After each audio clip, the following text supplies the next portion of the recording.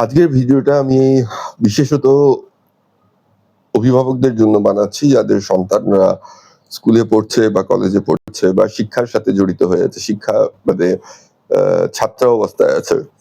আমরা সাধারণত বাবা-মা হিসেবে আমাদের একটা ধারণা আছে যে আমাদের যুগে আমরা পড়াশোনা করতাম। পড়াশোনাটা একটা পিরিয়ড অবধি করতাম। তারপরে সেই পড়াশোনাটার ভিত্তিতে আমাদের পরবর্তীকাল কেটে যেত। কিন্তু আজকাল এআই এর যুগে যা হয়েছে যে এত ফাস্ট টেকনোলজি চেঞ্জ হচ্ছে, এত কিছু নতুন জিনিস আসছে যে আমাদেরকে নিত্য নতুনভাবে সবকিছু শিখতে হচ্ছে। আর এই শেখাটা আমাদের চিরজীবন ধরে আ চ মানে মানে ছাত্রদের যারা এই জেনারেশনের স্টুডেন্ট ওদেরকে এই শেখাটা থ্রু আউট দেয়ার ক্যারিয়ার বা through out their life time ওদেরকে শিখতে হবে।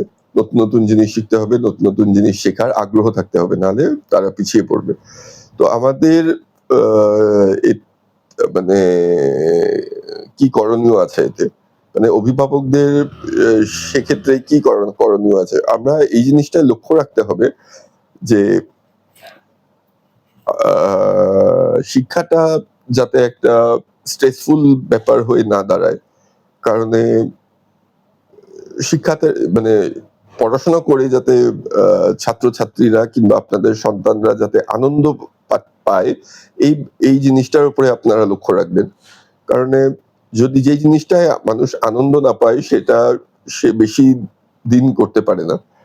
আর আ সেইজন্যই এটা খুবই জরুরি যে আপনারা যাই করুন না কেন এই জিনিসটা মাথায় রাখবেন যে আ তাদের শিক্ষার প্রতি আগ্রহ বা শেখার প্রতি আগ্রহটা যেন দিনে, দিনে বাড়ে।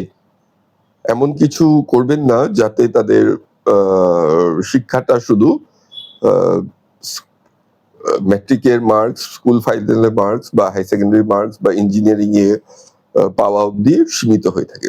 ধন্যবাদ।